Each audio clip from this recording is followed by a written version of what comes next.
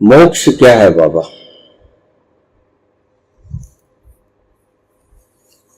श्रीमन श्रीवास्तव, आंध्रा। प्रश्न पूछा, मोक्ष क्या है बाबा? अभी तक के मेरे सभी प्रवचन इसी विषय पे बोले गए करीब करीब। मोक्ष क्या है?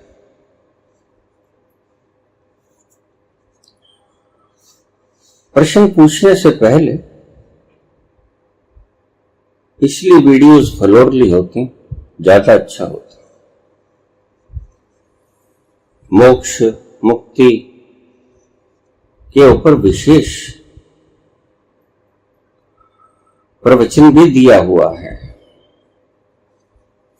खैर, अहम सवाल फिर बोले देता हूं।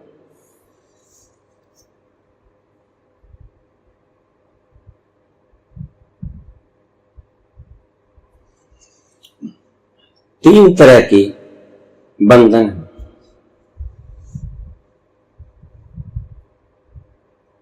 व्यक्ति के ऊपर तीन तरह के बंधन,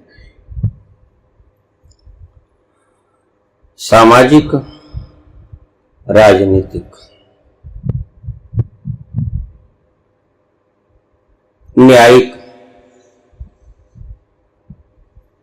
ये एक तरह का बंधन हो गया। दूसरा है मानसिक बंधन।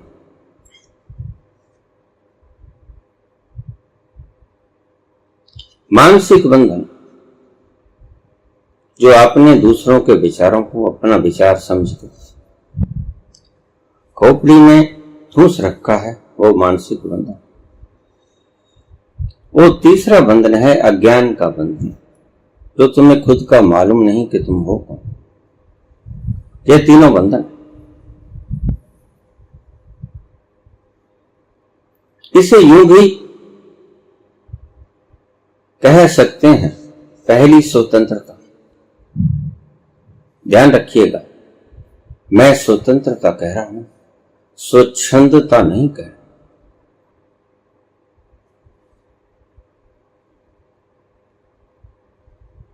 स्वतंत्रता का अर्थ है आजाद होना।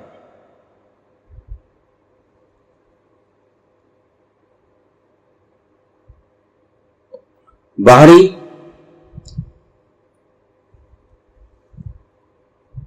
गलत परंपराओं से,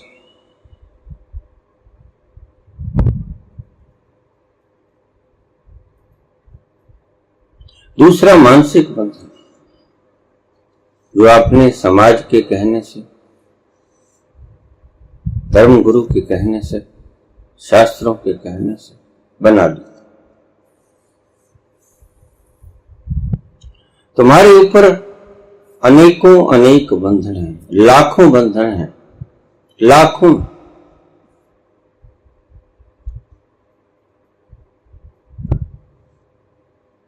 ये बंधन ही मुक्ति का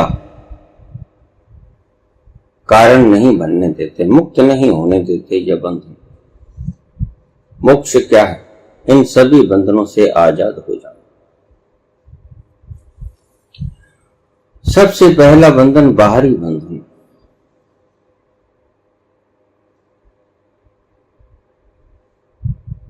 तुम्हारे ऊपर कोई कानून के अलावा राजनीतिक शक्ति तुम्हें गुलाम न बने। सबसे पहला बंधन स्वतंत्रता। स्वतंत्र प्राणी हो तुम, जैसे पंछी उड़ारी मारते हैं, आसमान में, खुले आसमान में उड़ारी मारते हैं, वह स्वतंत्र। कहीं जाएं, किधर जाएं, ज्यादा ऊंचे जाएं, पेड़ पर आकर बैठ जाएं, विश्राम कर लें, ये उनकी निजी स्वतंत्रता है।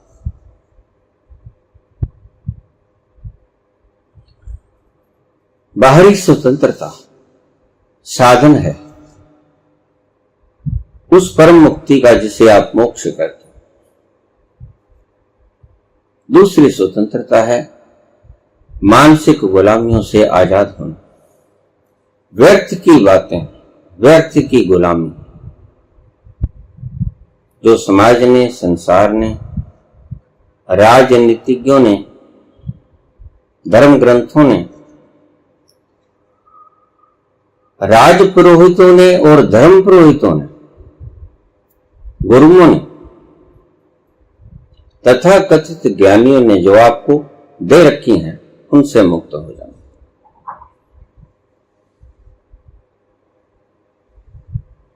और तीसरा बंधन, आखिरी बंधन, तुम्हारी अज्ञानता, खुद की अज्ञानता, ये सबसे बड़ा बंधन है।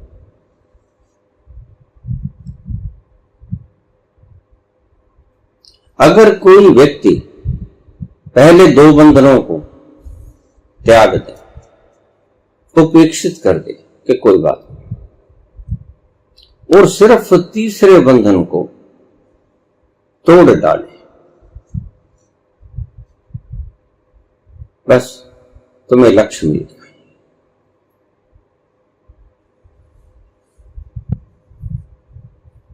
तुम स्वतंत्र हो, नहीं स्वतंत्र हो, तुम गुलाम मुल्क में पैदा हुए हो, नहीं पैदा हुए हो,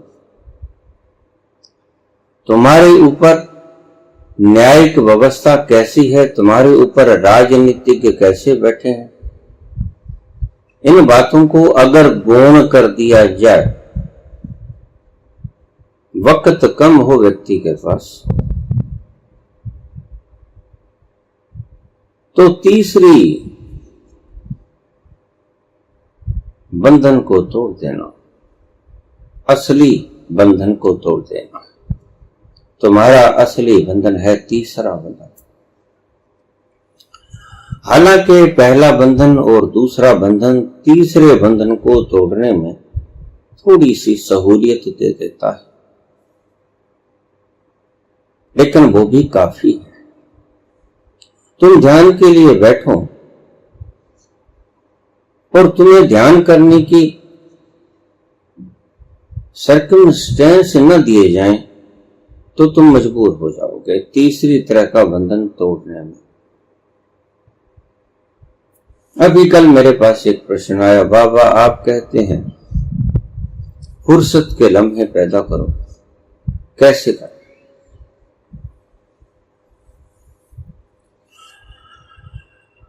मियां बीवी, दो बच्चे, इनको पालने के लिए दिन भर रात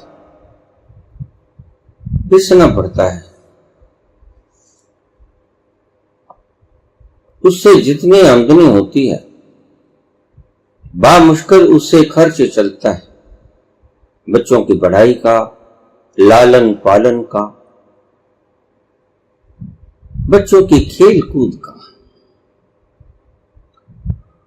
बच्चों की पौष्टिकता का, बच्चों की दवाई का, खुद की दवाई का, खुद की पौष्टिकता का बामुश्किल खर्चा चल पाता है। फुर्सत के लम्हे कैसे पैदा करें? बहुत मुश्किल है। क्या करें? इतना कुछ करके, सभी प्रकार के अपने कर्तव्य निभा के निष्ठापूर्वक बच्चों का पेट भर पाते हैं, यही काफी।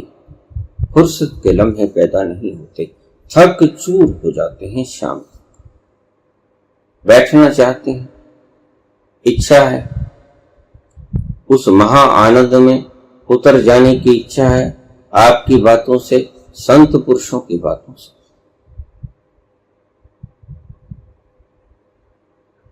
मन में उपस्थिति है मुक्ति की इच्छा, लेकिन कर नहीं पाते। ध्यान के लिए बैठे, बच्चा रोता है, कैसे कर पाएंगे? बच्चा भूखा है, कैसे कर पाएंगे? फुर्सत के लम्हे पैदा हो ही नहीं पाते।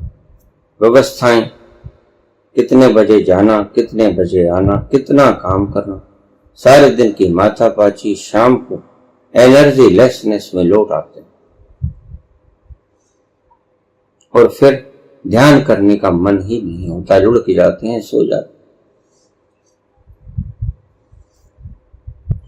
आपका बेसिक फॉर्मूला निभा नहीं पाते, फुर्सत के लम्हे पैदा नहीं कर पाते। बात ठीक है। महंगाई की मार तले त्रसित हैं, ग्रसित हैं, लेकिन ये छेड़ा आपका छिड़ा हुआ है। ये बात मुझसे मत पूछो।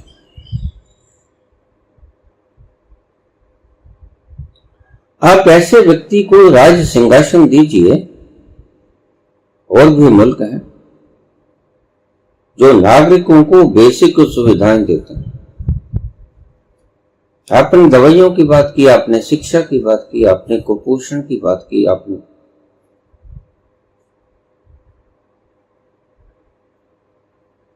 जो भी बातें की हैं वो सत्य है इस देश के लिए। लेकिन जब आपने देश की गतियों पे गलत आदमी बैठा दिए और वो छा गए और पूरे पावरफुल है, तो फिर फुर्सत के लम्हे पैदा करने की उमंग भी न रखो। बार बार आप एक बार गलती दोहराते हैं और 5 साल आपको भुगतनी। एक बार की गलती आपको 5 साल भुगतनी पड़ती है।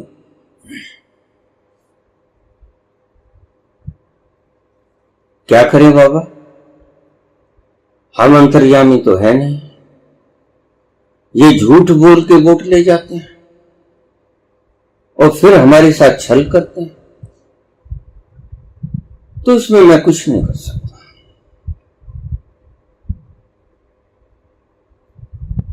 आप अकल से वोट दीजिए। कहीं तो कोई अच्छा काम कर रहा है। व्यक्तियों को चुनिए, पार्टियों को मत चुनिए। मैंने पहले बहुत बार कहा है, व्यक्तियों को तो आप जानते हैं ना, पार्टियों को आप नहीं जानते। जिस दिन लोगों ने व्यक्तियों को वोट देना शुरू कर दिया, हम जानते हैं पड़ोस का आदमी कैसा है। लालची है, त्यागी है, सेवक है, दुष्ट स्वभाव का है, डिक्टेटरशिप माइंड का है, रिलैक्सेशन देने वाला है, कोऑपरेटिव नेचर का है। हम पर शासन नहीं करेगा, हमारी सेवा करेगा, हमारी जरूरतों को सुख दुख में हमारे काम आएगा। हम पड़ोसी को अच्छी तरह जानते हैं। इसलिए मैं कहता हूं कि व्यक्तियों को वोट दो। व्यक्ति चाहे कोई भी हो, जो आपको भा जाए, जो आपकी सेवा कर पाए। और एक व्यक्ति को आप नहीं पहचान पाते, पहचान पाते, आप रिश्ता करते हो, लड़के लड़की 100 जगहों से पूछते हो, यह आदमी कैसा है, आसपास से पूछते हो। पूरी तसल्ली होने पर ही आप रिश्ता पक्का करते हैं और आप अपनी जिंदगी के कीमती 5 साल एक अज्ञात व्यक्ति के हाथ में सौंप देते हो। फिर वो आपसे जो करवाता है, आप कठपुतली की तरह नाचते, क्योंकि आप अंतर्यामी नहीं। मैं समझता हूं आपकी बात। फुर्सत के लम्हे पैदा तभी होंगे जब आप ऐसा व्यक्ति चुन लोगे। आदमी को जरूरत है भी क्या, कितनी जरूरत है आदमी को। अगर जरूरत भी पूरी ना हो आदमी की, तो वह ध्यान में कैसे उतर पाएगा, चरम लक्ष्य तक कैसे पहुंचेगा।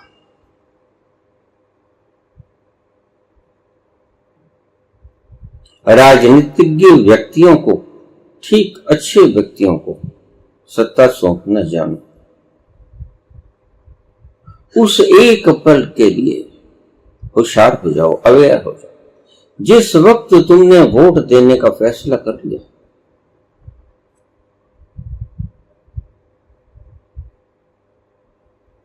हम तो शर्म शर्म में वोट दे देते हैं। ये हमारा मित्र है, ये हमारा पड़ोसी है, ये हमारे मोहल्ले में रहता है, ये हमारे पड़ोस की है, शहर में रहता है। आप जानते बांते कुछ नहीं। आप खुद फैसला कीजिए किसे वोट देना। पार्टियों को वोट मत दीजिए, आदमियों को वोट दीजिए, व्यक्तियों को वोट दीजिए। जब आपने अच्छे व्यक्ति चुनने शुरू किए, और पार्टियों में भी अच्छे व्यक्ति हैं, ध्यान रखना। आप किसी पार्टी विशेष को भी अगर वोट देना चाहते हैं तो कोई दुविधा वाली बात नहीं। पार्टी विशेष के अंदर भी बुरे आदमी हैं और अच्छे आदमी हैं। आप बुरों को दुत्कार सकते हो, अच्छों को सहेज सकते हो, गले लगा सकते हो। ये भी तो हो सकता है। अगर कोई अच्छा आदमी गलत पार्टी में है तो उस आदमी को वोट देना है हमें। वह हमारा प्रतिनिधित्व करेगा। अगर कोई गलत आदमी अच्छी पार्टी में है तो उसे वोट मत, उसे हरा। वह हमारे विनाश में शरीक होगा। जितने भी आदमी आपने पार्लियामेंट में या असेंबली में बैठा रखे हैं, अगर कोई शीर्षस्थ आदमी गलत फैसला लेता है तो ध्यान रखना उसमें सभी नुमाइंदों का हाथ होता है। क्यों? क्योंकि वो चाहते तो यह फैसला ना होता। कैसे? वो विरोध कर देते। एक आदमी का फैसला 500 आदमी के ऊपर कैसे लगेगा? तुम विरोध स्वरूप खड़े हो जाओ, तुम पाप में सहभागी। चुप रहना भी एक सहभागिता है। Silent is half consent. चुप रहना आधी कंसेंट नहीं, यहां तो चुप रहना पूरी कंसेंट है।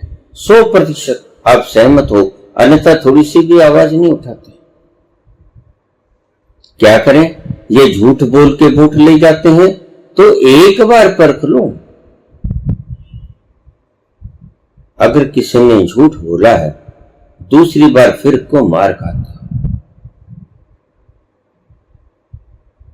चाणक्य ने कहा है, अगर आप एक बार धोखा खा जाओ तो धोखा देने वाला अपराधी है। ध्यान से समझ लेना।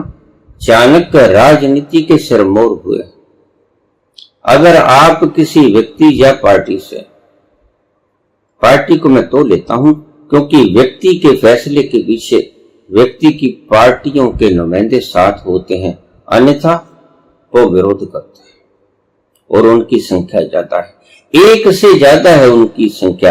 एक आदमी फैसला लेता है, बाकी 300 आदमी चुप बैठे रहते हैं। इसका मतलब क्या है? मूक सहमति, साइलेंट कंसेंट।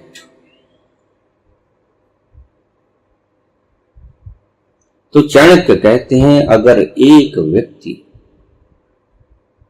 आपको धोखा दे देता है पहली बार, आप धोखा खा जाते हैं। इसमें धोखा देने वाले का अपराध, आपका अपराध नहीं, क्योंकि आपको मालूम ना था। एक बार झूठ बोल के सत्ता ले गया, आपने उस पर विश्वास कर लिया, आपने अपने हाथ तोड़ के उसकी जेब में डाल दी। गुनाह उस व्यक्ति का है जिसने झूठ बोला। लेकिन चाणक्य की बात बड़ी मजेदार। चाणक्य कहते हैं, अगर उसी व्यक्ति से आप दूसरी बार धोखा खा जाओ तो फिर धोखा देने वाले का कोई कसूर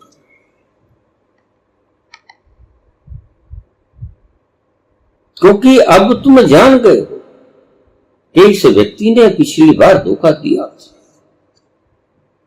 अब भी अगर तुम उसे चुनते हो तो गलती तुम्हारी, अपराधी आप। फिर धोखा देने वाला अपराधी नहीं मानता। चाणक्य कहता है दूसरी बार अगर उसी आदमी से आप धोखा खा जाओ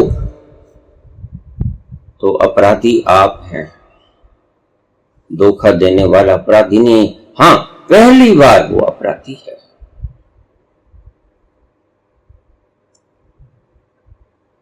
माना एक बार आप धोखा खा गए, उसकी झूठी बातों में आ गए, आपको पता न था, आप अंतर्यामी न थे, आप ईश्वर न थे, आप सर्वज्ञ न थे, धोखा खा गए, उसने झूठ बोला, आप धोखा खा गए। आपको उसकी भीतरी मंशा का पता नहीं था, तो वह कसूरवार है व्यक्ति और उस अपराधी को दंड मिलना चाहिए। दंड कैसे दोगे उसको? दूसरी बार मत सुनो, यही दंड है। और आप कर भी क्या सकते हो। लेकिन अगर उसी व्यक्ति से चाणक्य कहते हैं दूसरी बार फिर आप धोखा खा जाते, तो वह धोखा देने वाला कसूरवार अब नहीं रहता, अब कसूरवार आप हो जाते। क्यों? क्योंकि पहली बार धोखा खाया, आपको अकल आ जानी चाहिए थी, नहीं आई, तो अब आप दोषी हो, अब आप कसूरवार, अब आप हो अपराधी। अब रोइए धोइए नहीं, अब चीख चिल्लाहट मत कीजिए। और फिर बार बार अगर आप उस व्यक्ति को सुनते हो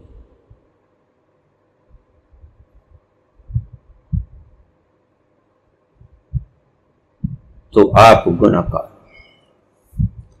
कोई धोखा देता चला जाए, आप उसे सुनते चले जाओ, तो कसूर आपका। एक तो है जी स्वतंत्रता, फिर मत रोना कि इसने हमारी स्वतंत्रता छीन ली, इसने हमें इतना गरीब बना दिया, कंगाल बना दिया कि अपने घर बच्चों का पेट भरने के लिए हमें मुशक्कत बहुत करनी पड़ती है। आराम के क्षण निकाले नहीं जाते, फुर्सत के पल निकाले नहीं जाते। बच्चों की रोजी रोटी, पढ़ाई, इलाज की व्यवस्था में ही सारा चूक जाता है, क्या करें। तो फिर कसूरवार आप।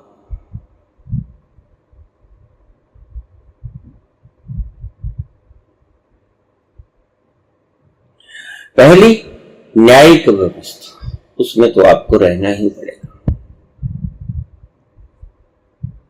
सामाजिक व्यवस्था की गुंडी, सामाजिक व्यवस्था के भीतर के बंधन आप मजे से तोड़ सकते हो।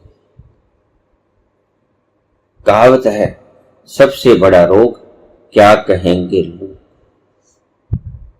लोग तो कहते ही रहेंगे, कुछ न कुछ तो कहते ही रहेंगे। शंकर पार्वती की बात मैं सुनाया, नंदी गण पे सवार होके दोनों जाते थे।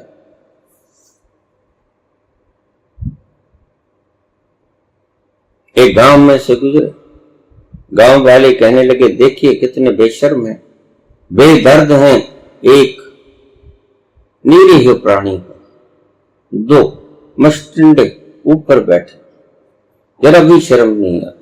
नंदीगण बेचारे की जीभ निकली हुई।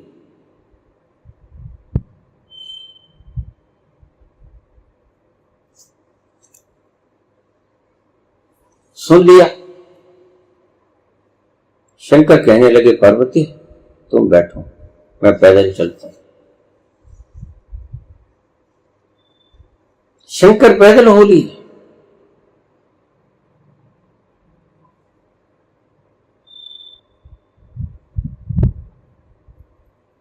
थोड़ी दूर चले, दूसरे ग्राम में पहुंचे। दूसरे ग्राम के लोग कहने लगे देखिए कितनी बेशर्म औरत है, अपने पति देव को तो पैदल चलाती है, खुद जच के बैठी है आराम से, पति देव पैदल चल। बड़ी मुश्किल हुई। पार्वती ने छलांग लगाई, नीचे उतर गई।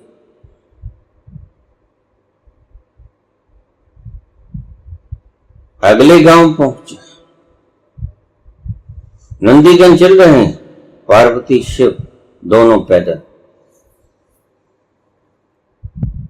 तीसरे गांव में लोग कहने लगे, अजीब लोग हैं, दिमाग भी है कि नहीं इनके पास। देखिए, अगर पैदल ही चलना था तो इस मस्टंडे को पाला क्यों साथ लेके आए।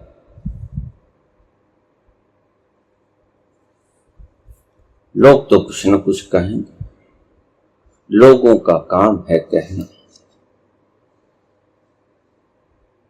लेकिन तुम उन पर यकीन क्यों करते हो?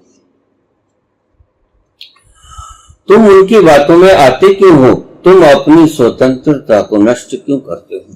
तुम अपनी स्वतंत्रता के बटन को उनके हाथों में क्यों उड़ाते हो? तुम अपने यंत्रों के बटन, अपने पंखे का बटन उनके हाथ में क्यों देते हो? अपने हाथ में रखो, जब चाहो चलाओ, जब चाहो बंद करो, तुम स्वतंत्र। सामाजिक परंपराएं, समाज से मत डरो। समाज एक मूर्ख समूह है, एक दूसरे से डरता है, इसे मूर्खता ही तो कहें। तुम समाज से डरते हो और समाज का प्रत्येक व्यक्ति तुमसे डरता है। समाज व्यक्तियों का समूह होता है, एक एक व्यक्ति सभी से डरता है, बस डरते हैं। और डर में कभी भी स्वतंत्रता निभाई नहीं जाती। डर एक बंधन है।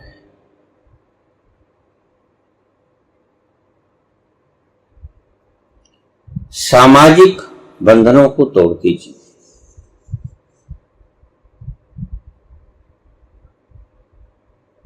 जैसे मीरा ने तोड़ा।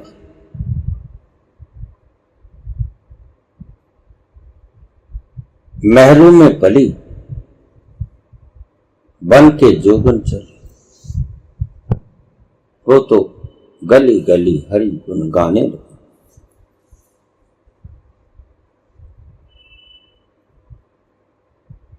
ऐसी लागी लगन, मीरा हो गई मगन। तुम भी मगन रहो, जैसा करना है वैसा करो। लोगों की भावनाओं के अनुसार मत चलो, अपनी स्वतंत्र भावनाओं के अनुसार चलो। दिखावे को बंद कर दो,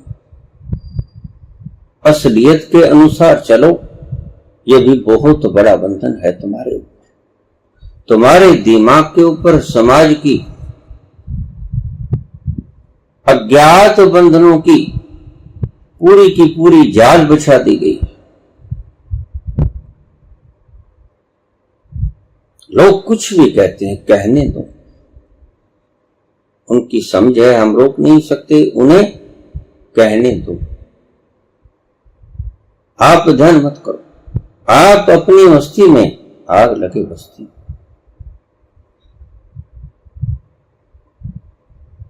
इन बंधनों को, सामाजिक बंधनों को तोड़ दो। और सामाजिक बंधन एक नहीं, सामाजिक बंधन बहुत है। बाबा, मोक्ष क्या है?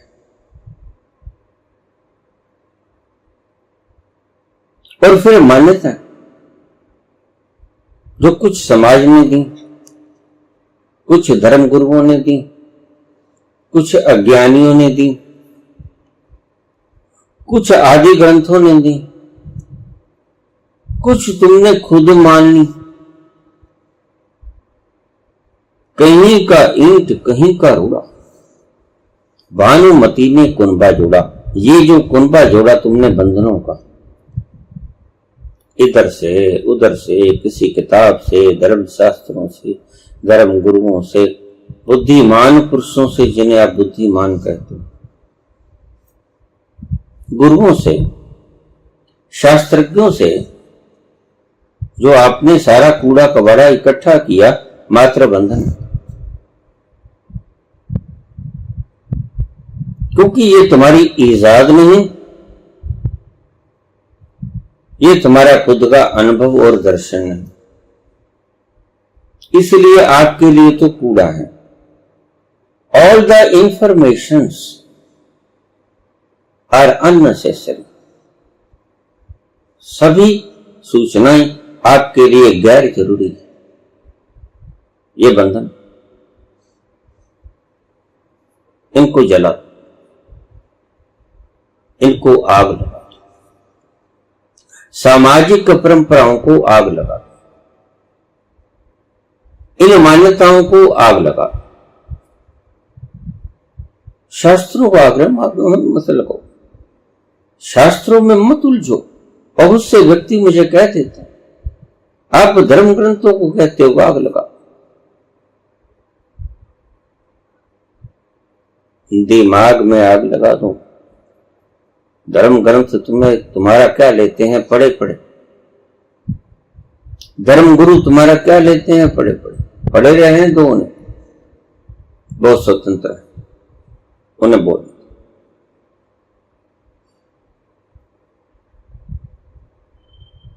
उनसे जो इकट्ठा किया आपने, धर्म गुरुओं से, धर्म ग्रंथों से, आस पास के व्यक्तियों से जिन्हें आप तथाकथित बुद्धिमान मानते हो, उनको जला दो, भस्मीभूत कर दो। शास्त्रों को जलाने का अर्थ मेरा ये नहीं है कि आप आग लगा दो, शास्त्रों को जलाने का अर्थ मेरा ये है कि उनको एक स्थान में बंद करके रख दो या किसी को दान कर दो। लो भाई, अब ये माथापच्ची तुम कर, मैंने बहुत देर भार उठा लिया, अब ये भार आप उठा, नहीं तो एक अलमारी में, कूड़ेदानी में बंद करके रख। आग लगाने का ये मतलब है मेरा।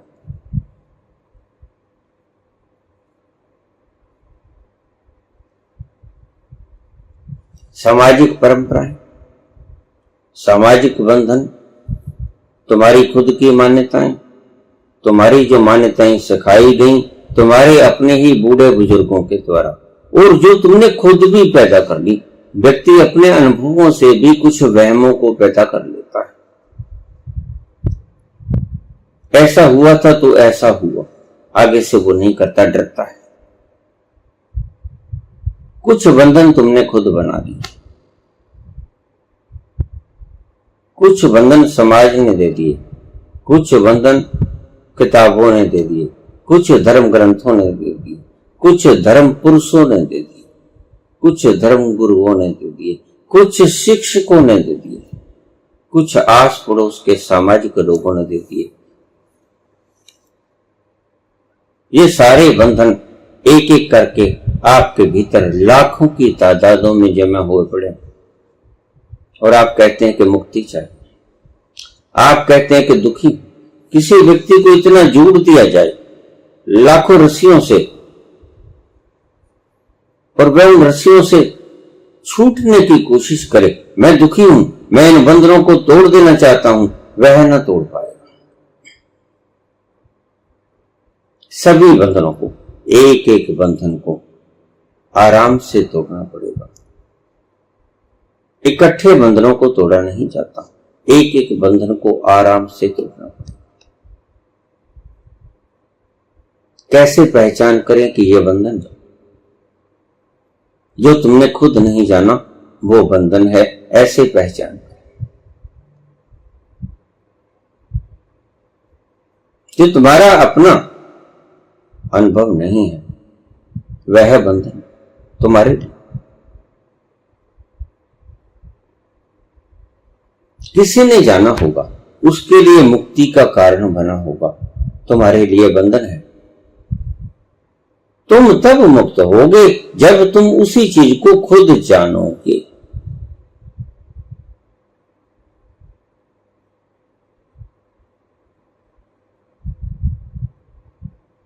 शास्त्रों को सुन लेना, गुण लेना और फिर अनुभव करना, क्या ये सत्य है? अगर सत्य है तो आप मुक्त हो जाओगे, अगर सत्य नहीं है तो आप उनको छोड़ दो, जला दो।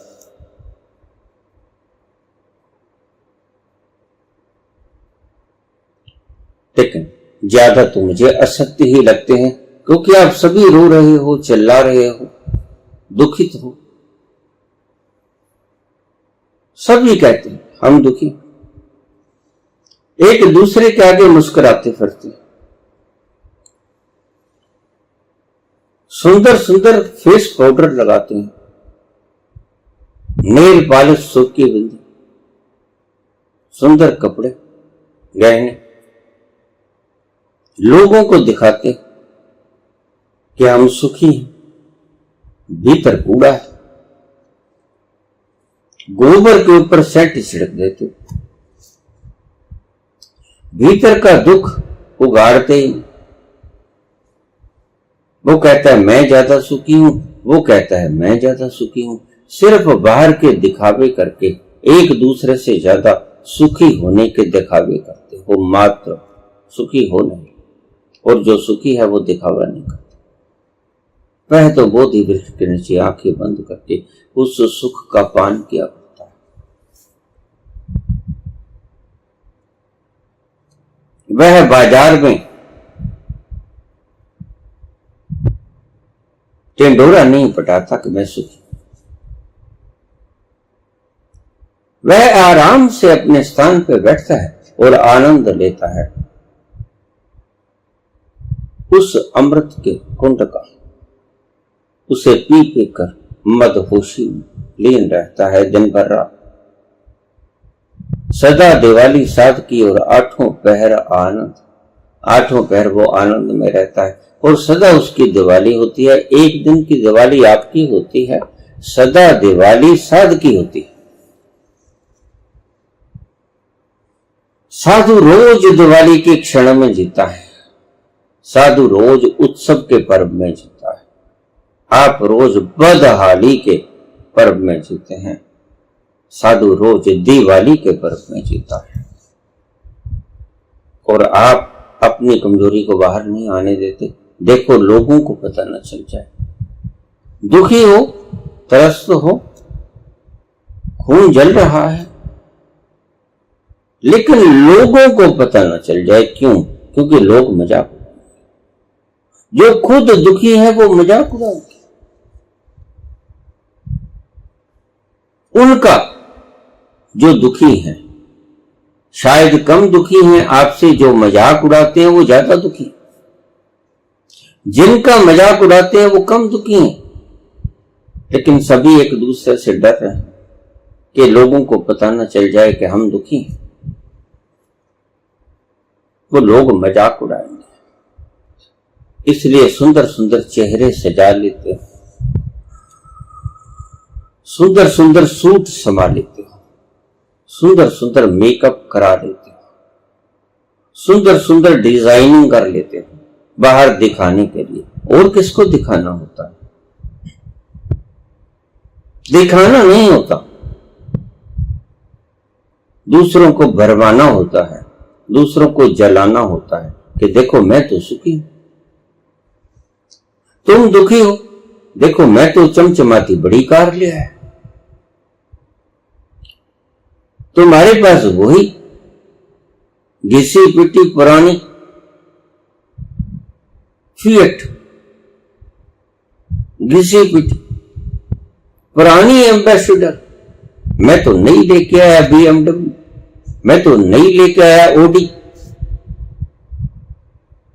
तुम तो पुरानी घसीटे फिरते हो, देखो चमचमाती आज ही लेके आए।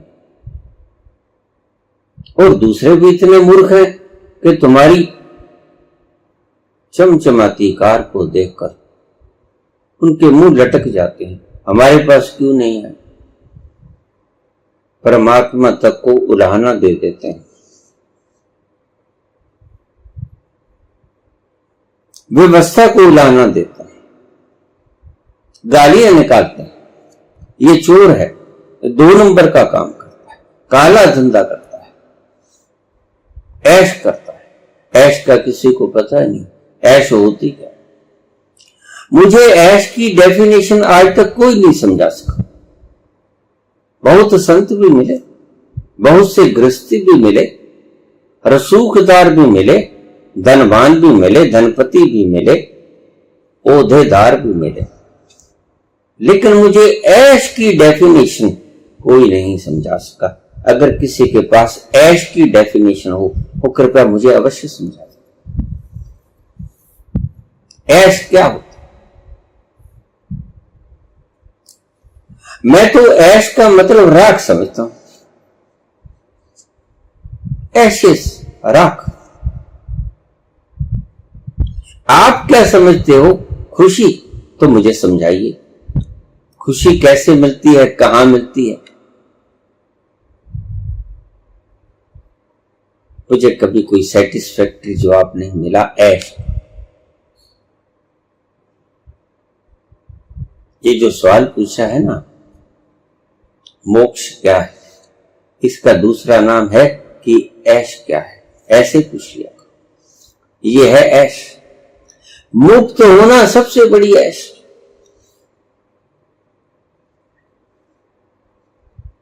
और देखिए, ये जो मैंने अब तक के बंधन गनाए, ये कोई बात भी नहीं है। अगर ये चलते भी रहेंगे तो कोई बात नहीं, लेकिन असली ऐश तो अभी आएगी।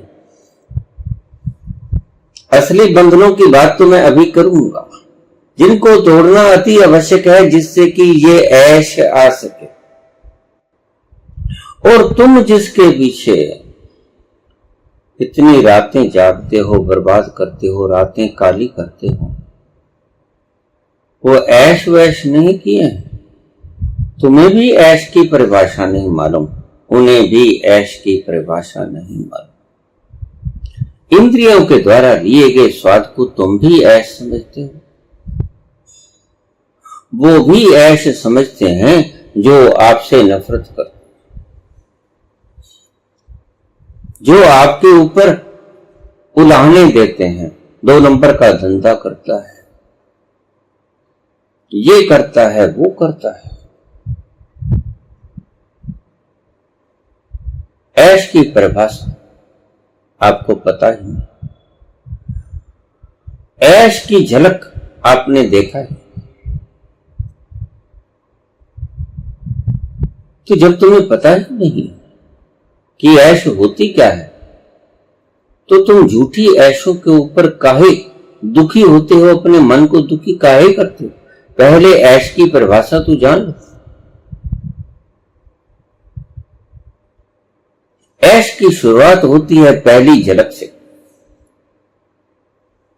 जब आपको किरण मिलती है, उस अवस्था की पहली अवस्था सतोरी की झलक ऐश की पहली झलक है। तब पता चलता है ऐश होता क्या है परिभाषा ऐश की। बाबा नानक ने जाना, मोदी खाना, तेरा तेरा में लुट गया, वो थी ऐश।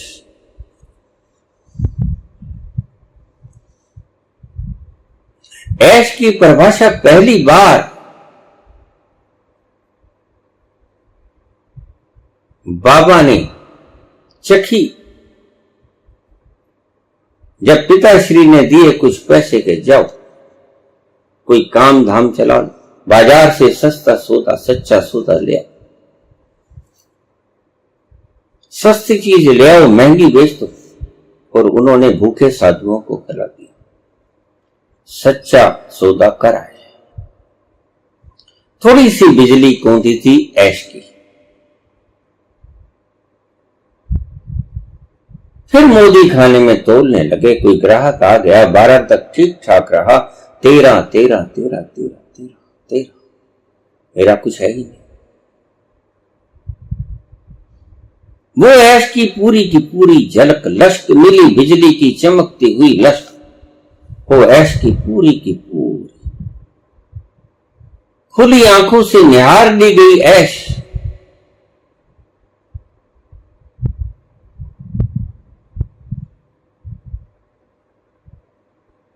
और फिर जब स्नान करने उतरे नदी में तो पराकाष्ठा हो गई ऐश की। बस 3 दिन तक घूम रहे। कहानी कहती है 3 दिन तक बाबा नानक नदी के अंदर लुप्त रहे। वो थी सच्ची ऐश, सदा की ऐश। एक पल दुख का उसके बाद नहीं। उससे पहले जो आया आया, उसके बाद कोई दुख की झलक ना। ऐश इसे कहते हैं। आपसे मैंने पूछ लिया, लेकिन मुझे पता है, आपको पता नहीं। क्यों? क्योंकि आपने कभी वो झलक देखी ही नहीं। अन्यथा पूछते क्यों? मोक्ष क्या होता है बाबा? मुक्ति क्या होती है बाबा? मोक्ष के ऊपर एक डिस्कोर्स दे दीजिए।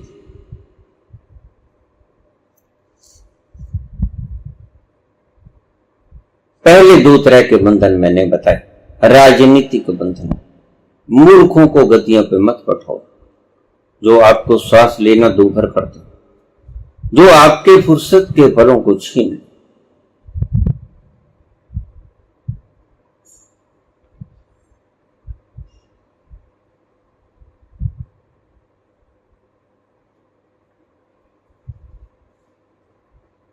बहुत साल पहले की बात है। सबसे बड़ी पदवी के ऊपर बैठने वाला कोई नजर नहीं आता। मुझे कोई पूछने लगा कि बाबा, गद्दी पर बैठने के योग्य हमें कोई बराबर का व्यक्ति दिखता ही नहीं, क्या करें? मैंने कहा तुम मूर्ख, 4 टांगों वालों को बैठा दो। वो घबराया। 4 टांगों वालों को बैठो, 4 टांगों वालों को बैठा दो, ये क्या होगा? मैंने कहा देखो, जो गद्दी पे बैठेगा वो 4 टांगों वालों से ज्यादा होता ही नहीं। व्यवस्था चलाती है सारे देश, सभी अपना अपना दायित्व निभाएंगे। फौजी बॉर्डर की रक्षा,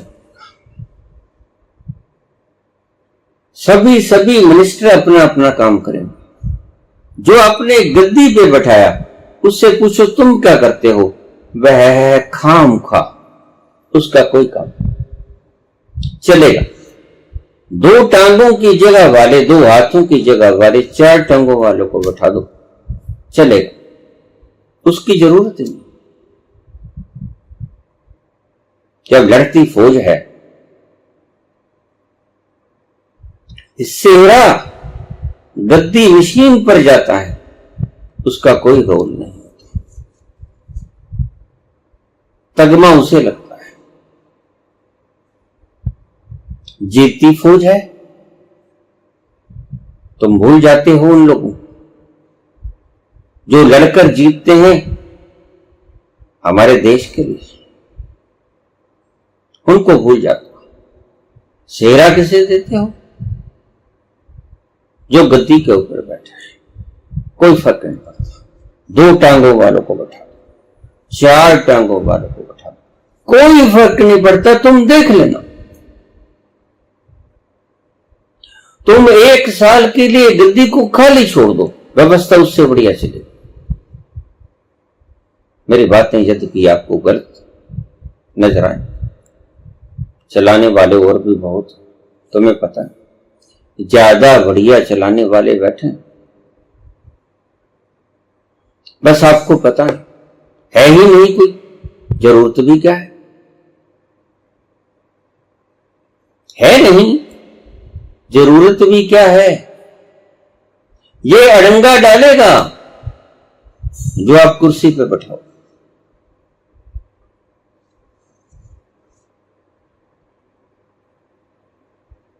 और अगर बैठाना ही हो तो किसी समझदार को बैठाओ।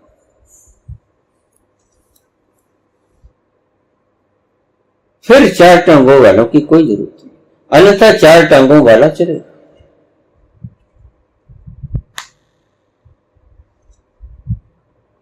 यह बंधन का कारण है, तुम देख लेना। हिटलर सदा बंधन के कारण होते हैं, सदा ही ऐसे ऐसे फरमान लेके आते हैं जो बेतुके होते हैं, समझ तो होती नहीं। बिना समझ के जो फैसला होगा वो नासमझी का फैसला होगा, और नासमझी का फैसला सदा ही बेतुका होता है, जो आपकी समझ में नहीं आएगा, और उनके बेतुके फैसले से जनता त्राही त्राही करेगी। आज ऐसा ही हो रहा है। तुम कहते हो लम्हे नहीं पैदा कर पाते। लोग मुझे पूछ लेते हैं पहले जमाने में इतने सालों तक तप कैसे कर लेते थे लोग। मैंने कहा तब राजनीति के अच्छे थे। दुर्घटना कहीं होती हजारों मील पे, इस्तीफा वो दे देते, मैं जिम्मेवार हूं, ये लो इस्तीफा। आज तो टांग पकड़ के खींचो तो भी नहीं उतरती, गद्दियों को चिमड़ जाते हैं, फेविकोल लगाते हैं। जमाना क्या आ गया है, खैर तुम्हारे हाथ में है। तुम चुनते हो, तुम भूल गए, तुमने बेहोशी में कुछ बीज लिया, उसके फल खाने से डरते।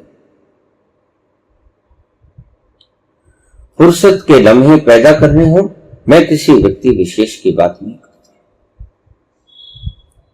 अच्छे आदमियों को चुनना शुरू कर दो, वो आपस में मिलकर अच्छे में से सबसे अच्छा चुन लेंगे।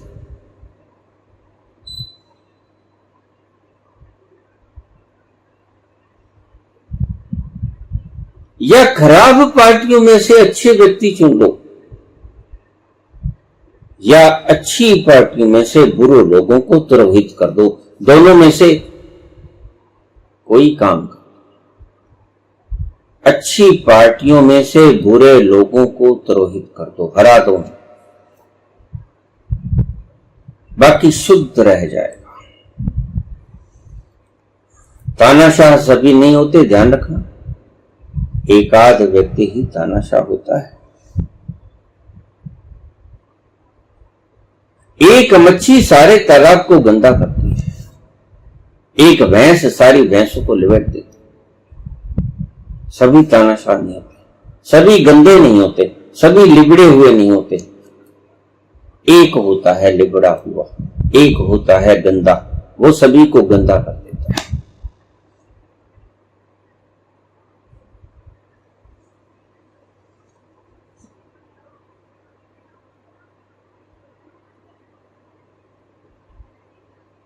किसी को भी चुन लेना,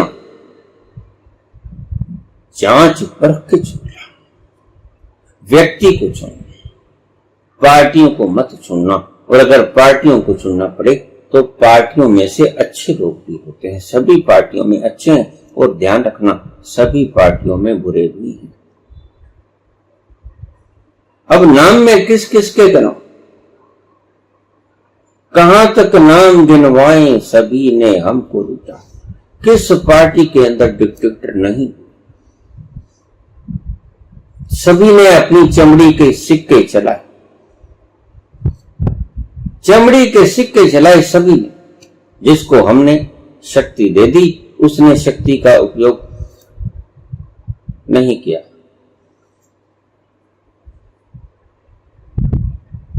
किस किस की बात करें, कौन सी पार्टी अच्छी, ये बोलना ही गलत, ये सोचना ही गलत। पार्टी पूरी की पूरी कभी अच्छी नहीं होती। दूषित लोग होते ही होते हैं, उन दूषित लोगों को हरा। अच्छे अच्छे लोग आएंगे, तानाशाह लोग ना आए। दूसरे की भावनाओं को कदर करने वाले लोग आए, दूसरों से राय मशवरा पूछताछ करके कोई फैसला करें देश हित के लिए। देश की जनसंख्या की जिंदगी का सवाल होता है, और अगर कोई व्यक्ति आपसे बिना पूछे फैसला गलत लेता है तो उसे उखाड़ना, यह आपका दायित्व है। और जब शक्ति आपके हाथ में तो रो क्यों रहे हो, काहे रो रहे हो, काहे पीट रहे हो, काहे चीखे चिल्ला रहे हो? शक्ति आपके हाथ। हद की बात, शक्ति आपके हाथ। आदमी गलत चुना जाता है, ये कैसे हो जाता है? कहीं ना कहीं आप में खामी, या तो बिक जाते हैं, या भ्रमित हो जाते हैं, या भ्रमित कर लिए जाते हैं। कोई ना कोई बात है। जो गलत आदमी हमारे को, हमारी आजादियों को छीनने के लिए, हमारी जिंदगी को दुष्कर बनाने के लिए प्रयत्नशील रहता है, हम उन्हें बार बार चुन लेते हैं।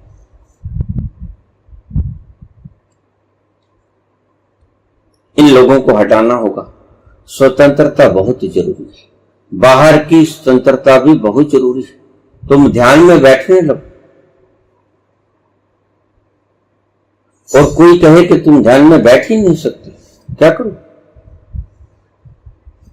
उन्हें पता नहीं कि ध्यान होता क्या है।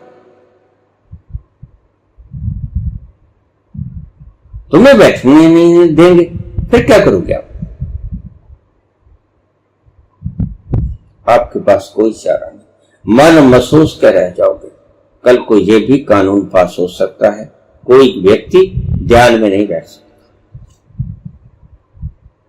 राजनीतिज्ञ लोग धार्मिक फैसले लेने लगे,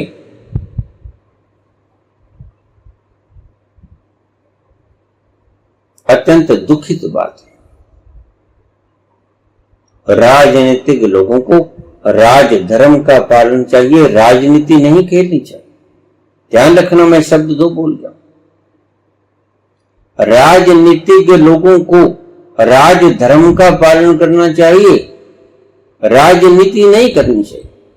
जो राजनीति करेंगे ज्यादा देर तक टिक नहीं पाएंगे, टिकेंगे लेकिन अल्पकालीन टिकेंगे। लंबे समय तक राजनीति में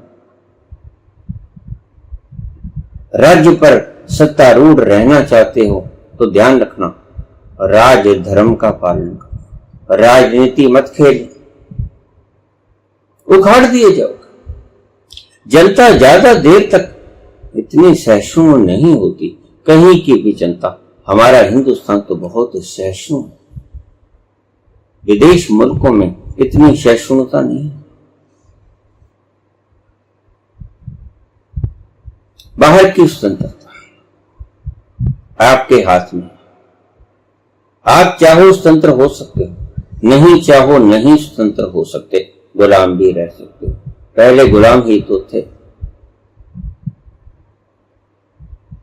और फिर मूर्ख लोगों को कुछ पता नहीं, कल को क्या कानून पैदा करते, कल को क्या कानून नया निकाल दें, कौन सा सांप अपनी गठड़ी में से निकाल दें आपको।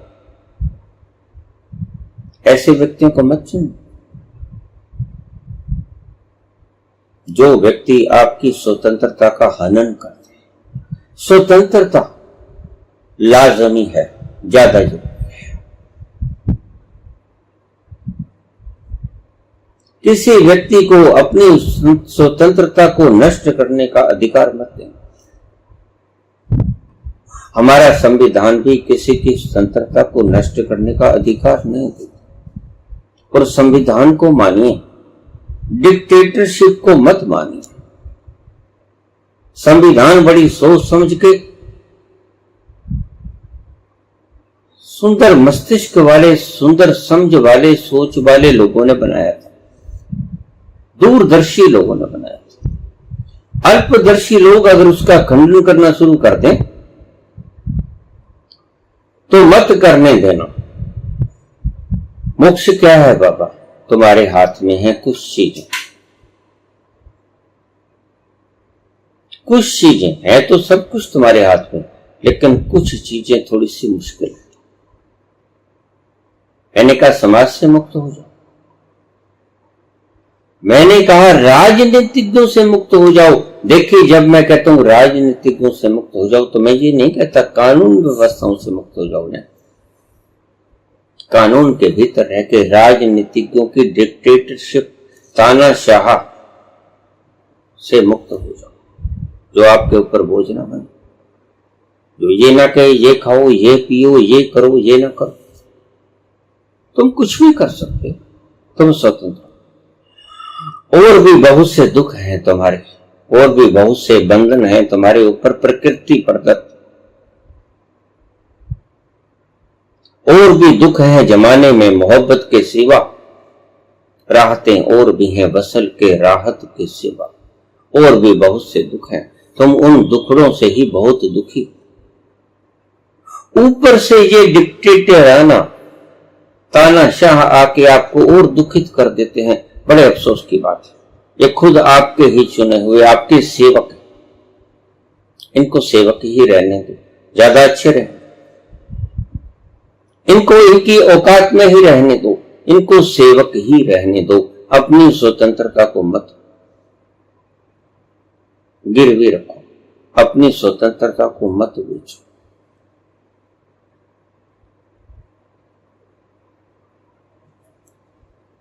मोक्ष क्या है बाबा? इससे पहले जो मैंने बातें गनाई वह मोक्ष में मात्र सहायक है, मात्र सहायक।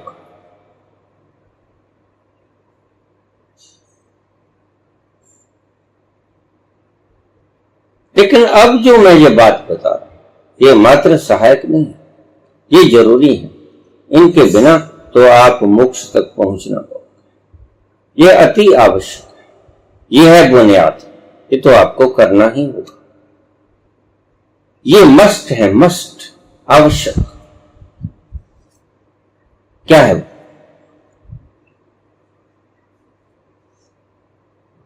अपने आप को जान।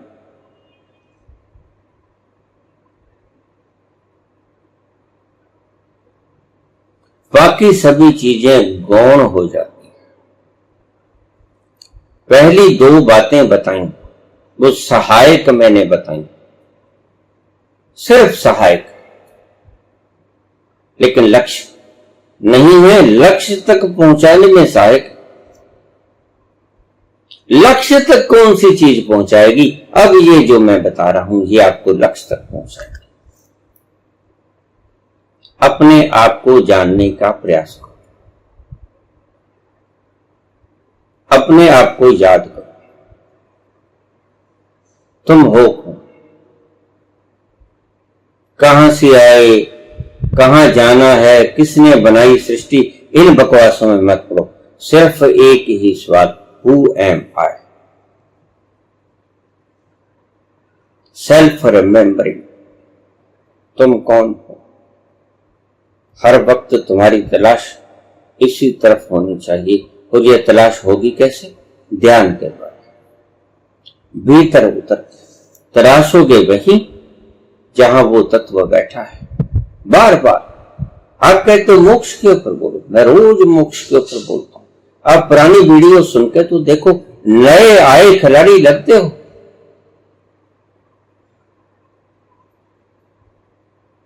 और मुझे प्रश्न करने से पहले मेरी वीडियोस के ऊपर थोड़ा सा निगाह मार लिया। मैंने बहुत बार जवाब दिया है और इस बात के ऊपर तो रोज जवाब देता हूं। यह तो मेरा मूल आध्यात्मिक चैनल है और अभी तक मैंने मोक्ष के ऊपर बोला नहीं। करीब 500 के करीब वीडियोस डाल दी। आपने लगता है सुनी नहीं वीडियोस, या दिमाग के ऊपर से निकल गई, या फिर गौर करके सुनी, या नए नए आए हो। कोई तो बात है जो बार बार एक ही प्रश्न को पूछ ले, कोई तो बात है। लेकिन ऐसे मत करो। आज जो व्यक्ति नया सब्सक्राइबर आया है वह कृपा करके मेरी पुरानी वीडियोस को देखे, पूरी ना देखें, कम से कम आधी आधी वीडियोस तो देखें कि बोला क्या है, विचार क्या है निष्कर्ष, किस तरफ ले जाता है ये व्यक्ति।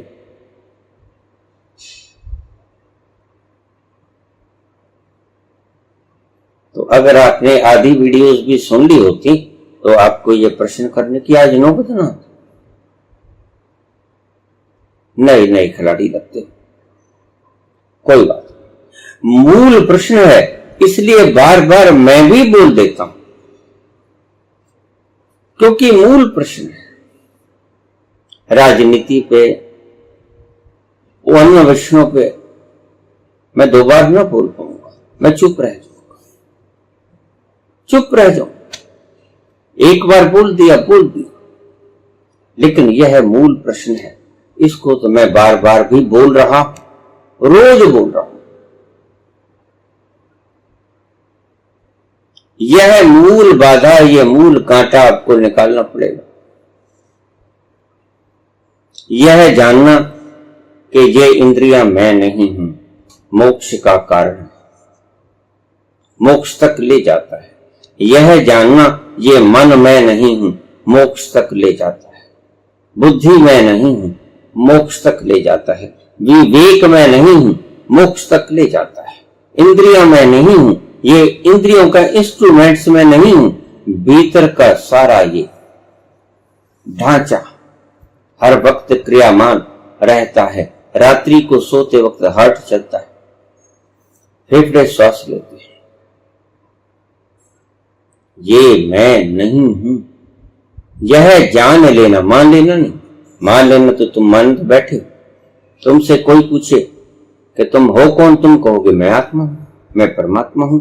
रटे रटाए सवाल है, दूसरों के बताए, और पक्का पता नहीं जिसने बताया उसे भी मालूम था कि नहीं था। जैसे तुमने बोल दिया ऐसे ही उसने ना बोल दिया हो। यह तुम्हारे अंतस के अनुभव से आना चाहिए कि तुम हो कौन। छोटा सा सवाल जिसके ऊपर इतने वीडियोस बोलने पड़े। एक ही सवाल, और एक अकेला नहीं, सभी संत बार बार सभी दिशाओं से, सभी प्रणालियों से, सभी विधियों से, सभी मार्गों से आपको बार बार क्या समझाते हैं? यही समझाते हैं कि आप हो कौन, आपने पहुंचना कहां है, सत्य में आप कौन हो, सत्य में आप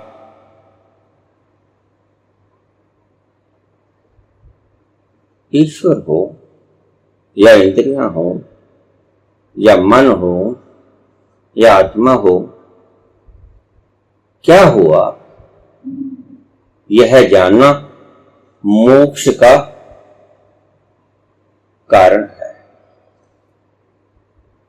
जब जान जाओगे तो मुक्त हो जाओगे। वासना मात्र का ना रहना मोक्ष। धन की, गद्दी की, पदवी की, मान प्रतिष्ठा की, किसी चीज को खाने पीने की, सैर सपाटे की, सभी प्रकार की इच्छाओं का, वासनाओं का जब तुम्हारे भीतर से त्याग हो जाता है, वह घड़ी, वह क्षण मोक्ष की तरफ तुम्हें ले जाना शुरू करता है। इसलिए मैं कहता हूं, फुर्सत के लम्हे पैदा करो, और जो तुम्हें तुम्हारे फुर्सत के लम्हे पैदा करने में बाधा बनता लगे उसको एक तरफ हटा दो।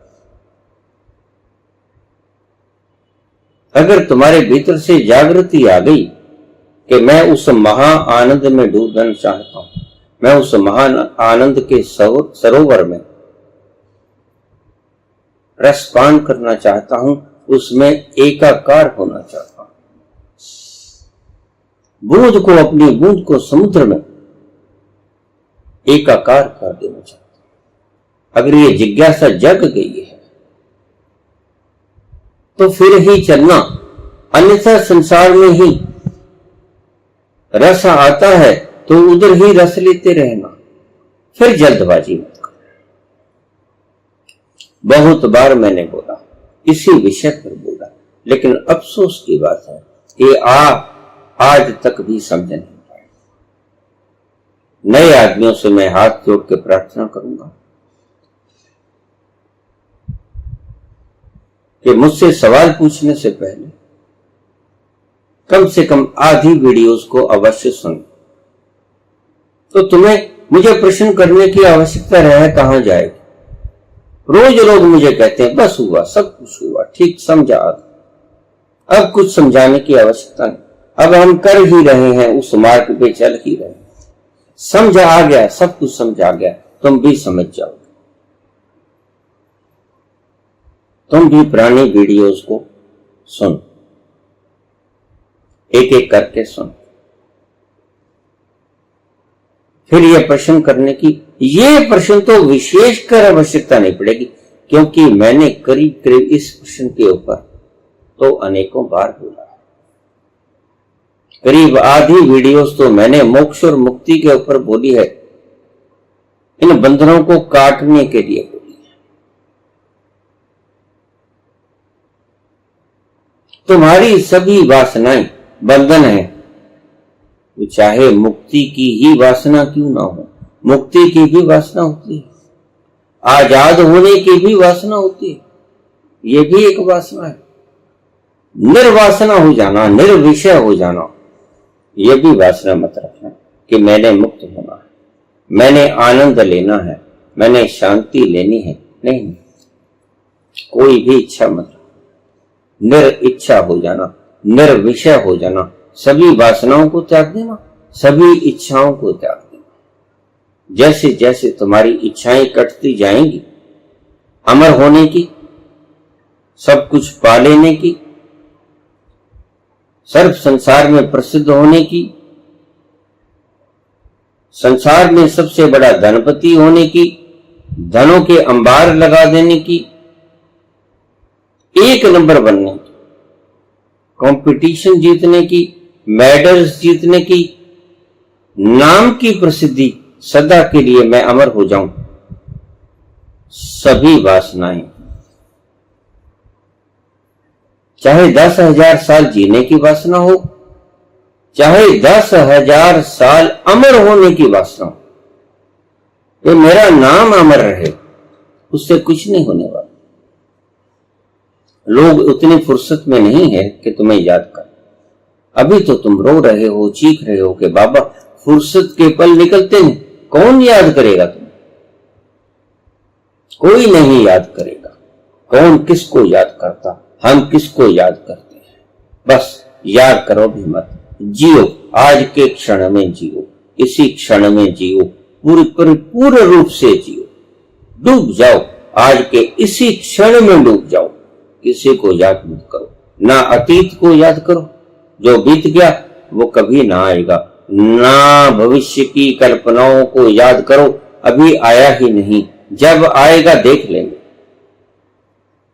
इसी क्षण में ठहर जाओ, और इसी क्षण में जो ठहर जाता है वह मोक्ष को प्राप्त कर लेता है। इसी क्षण में जो ठहर जाता है, फिर से सुन, ये थीम है, इसी क्षण में जो ठहर जाता है, ना अतीत ना भविष्य, इसी क्षण में जो ठहर जाता है वह मोक्ष में उतरना शुरू हो जाता है।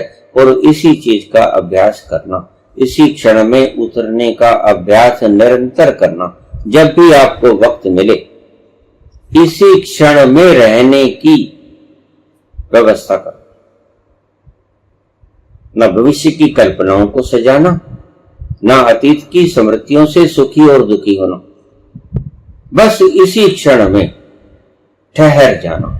इसी क्षण में ठहर जाओगे तो अपने भीतर उतरना शुरू हो जाओगे कि तुम अभी हो, यही हो, अपने भीतर ही हो, तुम कहीं गए नहीं, तुम कहीं भविष्य में नहीं हो, तुम कहीं अतीत में नहीं हो, तुम वर्तमान में हो, अभी हो, अपने ही भीतर हो, कहीं और नहीं जाना। अपने ही भीतर उतरने की चेष्टा का नाम ही मोक्ष की चेष्टा है।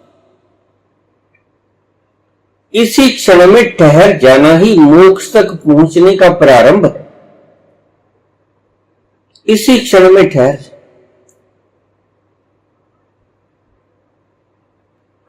आगे भी जाने ना तू, पीछे भी जाने ना तू, जो भी है बस यही एक पल है, यही पल है, एक पल जो तुम्हारे काम आएगा। बाकी सभी पल गुजर जाने, बाकी कोई काम आने को नहीं, जो बीत गया वो भी ना आएगा, जो आया नहीं अभी वो अभी आया ही नहीं, उसकी फिक्र मत करो इसी क्षण में, आगे भी जाने ना तू, पीछे भी जाने ना तू, जो भी है बस यही एक पल है और इसी पल में उतर जाओ, इसी पल में उतरोगे तो मोक्ष तक एक दिन पहुंच ही जाओगे। बस यही है फॉर्मुलेशन, एकमात्र फॉर्मुलेशन। अभी आज यही ठहर जाओ, भीतर उतरना शुरू हो जाओ। ढंग भी बता दिया, मोक्ष का डेफिनेशन भी बता दिया, उतरना आपने, पहुंचना आपने है, मस्ती एंजॉय आपने करनी है। इसी क्षण में ठहर जाओ, यही फार्मूला है। सभी का निचो रसो वैसा, यह रस रूप दे दिया मैंने। इस रस के द्वारा आप परमात्मा में उतर जाओ। यही फार्मूला आपको अपने तक पहुंचाएगा। आप ही रस रूप हो, रसो वैसा वह रस रूप है, यानी आप रस रूप, आप ही हो रस रूप। इसे खोजो। इसलिए रमन कहते हैं हु आर यू, इसलिए गुरुचेफ करते हैं सेल्फ रिमेंबर। इसलिए सभी शास्त्र सभी उपनिषद कहते हैं अपने आप को जानो, नो थायसेल्फ। यही मोक्ष है।